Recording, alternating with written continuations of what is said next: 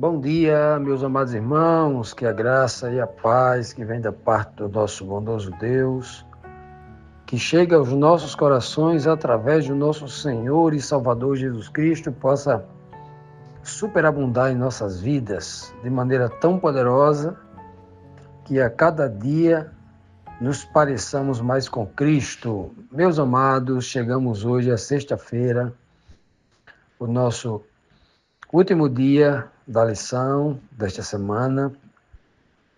Estudamos essa semana sobre o sinal de Deus para o povo, o povo de Israel que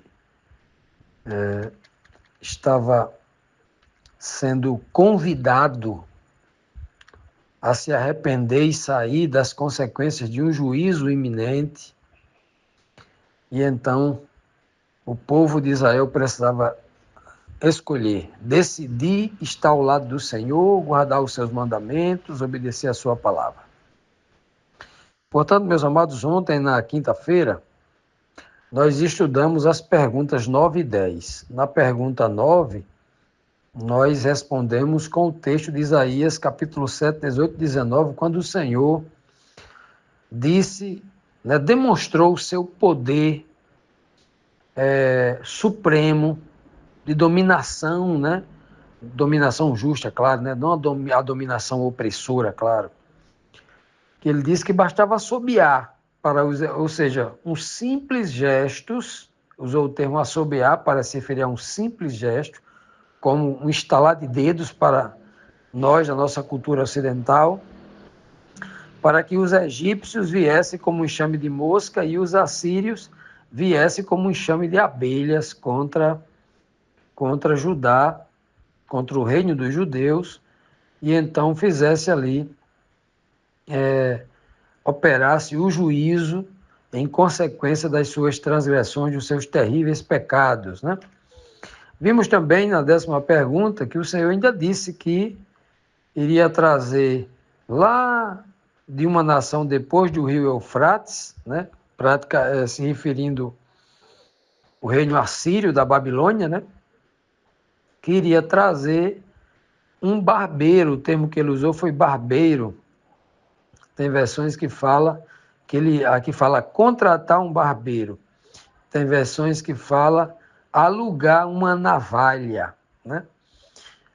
um barbeiro que pudesse então fazer com que o povo de Israel tivesse a sua barba rapada, o seu cabelo da cabeça rapado, ficar careca, e uma depilação completa, depilação não, porque aqui é rapar é diferente de depilar, os pelos de todo o corpo, numa clara demonstração de uma vergonha espiritual profunda, uma vergonha física e espiritual, uma vergonha de ordem social, religiosa, de todas as formas, uma vergonha profunda. Que coisa, Essa foi a expressão que ele usou, uma linguagem, uma metáfora, para falar do juízo que resultaria numa vergonha sem precedente para o povo de Judá. Portanto, hoje, na 11ª pergunta, nós temos aqui o seguinte questionamento. Qual o significado tipológico de ficar com uma vaca e 2 cabras e a alimentação dela, claro, Que significado é esse? Isaías 7, versículo 21 e 22 diz: naquele dia, quem ficar com uma vaca nova, ou seja, uma novilha, e 2 cabras, terá tanto leite que poderá comer coalhada. E todos os que ficarem com vida no país comerão coalhada e mel. Nós já comentamos essa questão aí da coalhada e mel lá no versículo 14 e 15. No versículo 15, Porque no 14 diz que ele enviaria o sinal de um menino que ia nascer de uma virgem, o nome dele seria chamado Emanuel, apontando para Cristo. E aí ele diz que o povo iria,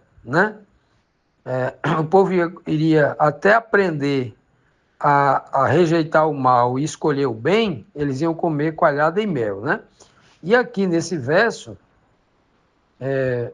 está tratando dessa questão também, né? Na questão 11 aqui, na pergunta 11, está tratando dessa questão aqui.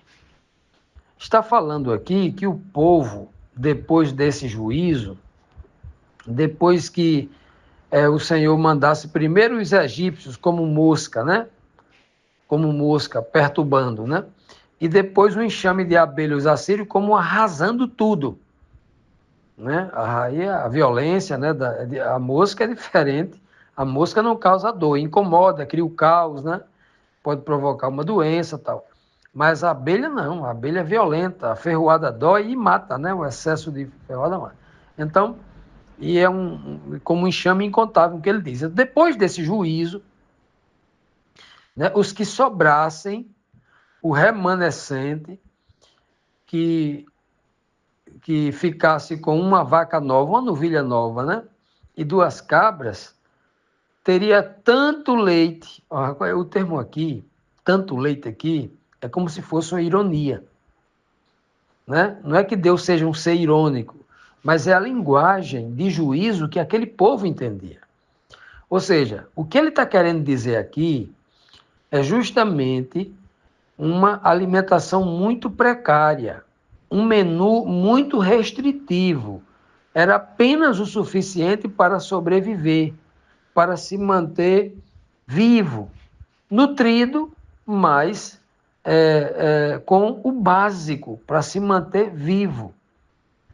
Né? Como nós já explicamos, né? O leite tem propriedades com proteínas, né? E para manter a questão da saúde mental, para manter, né, com o leite você faz o queijo, faz a coalhada, né, e tal, para manter ali as questões da proteína. E o mel é riquíssimo, né, em açúcares, em vitaminas, e, né, você tem ali as vitaminas e as proteínas, mas é uma alimentação, um menu que ele é insuficiente para que se tenha uma saúde plena e um desenvolvimento em abundância, como o Senhor havia dado para o povo de Israel. Onde estaria o figo? Onde estaria a uva, né? o mosto, o azeite da oliva, extremamente importante para a saúde mental e do coração e tudo mais, né? Onde estaria a romã?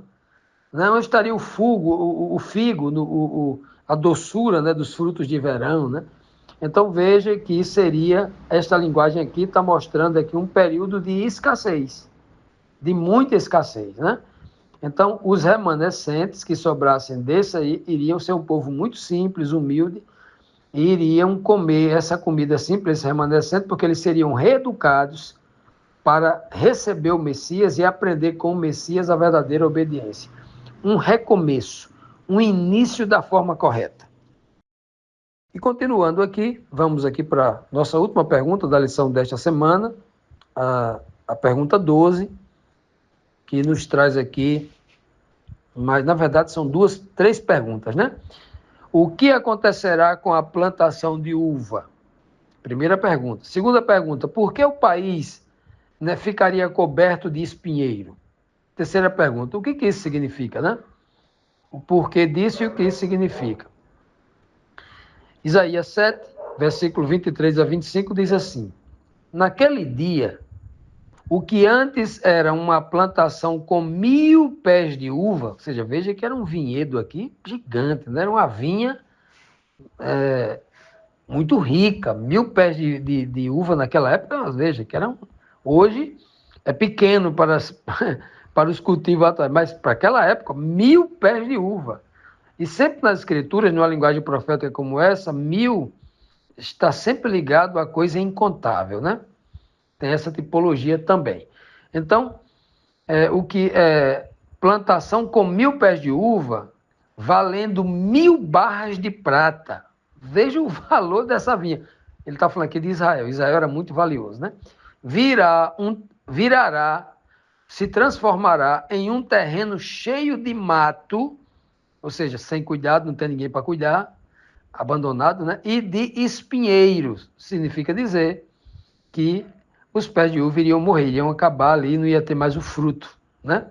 Ele continua dizendo: o país todo ficará coberto de espinheiros, e os homens irão ali caçar com arcos e flechas. E todos os montes onde antes haviam plantações ficarão tão cobertos de mato e de espinheiros que ninguém terá a coragem de ir até lá, de ir até aquele lugar, né? Somente o gado e as ovelhas irão lá para pastar. Veja aqui, respondendo aqui as 3 perguntas, o que acontecerá com a plantação de uva? Ou seja, a plantação de uva será abandonada, né? Ela virará o quê? Pasto de animal. O espinheiro substituirá, né? O mato irá tirar os matos. Uma vinha que não é limpa, o mato suga todas as vitaminas lá, deixa de produzir, né? Então, seria o fim dessa vinha. Isso é o que aconteceria com a plantação de uva, né? Agora, por que é que o país ficaria coberto de espinheiro? Não só a vinha, mas as montanhas, o país todo ficaria coberto de espinheiro. Para a gente entender aqui o que é espinheiro, muito tempo antes de Isaías, no livro de Juízes, nós temos uma parábola chamada a parábola do Jotão. Para a gente entender o que é espinheiro, né? A tipologia aqui que está se referindo a espinheiro. A parábola do Jotão conta uma alegoria, na verdade não é nem uma parábola, é uma alegoria. E aí diz que as árvores se reuniram para ele escolher dentre elas uma que seria o rei. E então todas as árvores gritaram, eu não sei a ordem correta aqui, mas vou citar todas, né? Gritaram a videira: videira, venha, reine sobre, seja o nosso rei. Aí a videira respondeu, né? Se fosse nos dias de hoje, ela responderia assim: você está pensando que eu sou besta? Deixaria eu a minha beleza, o meu fruto, o sabor do mosto, do meu vinho, para reinar sobre vocês? Quer não. Aí as árvores foram atrás de outra, né? Aí gritaram: figueira, vem, reina sobre nós.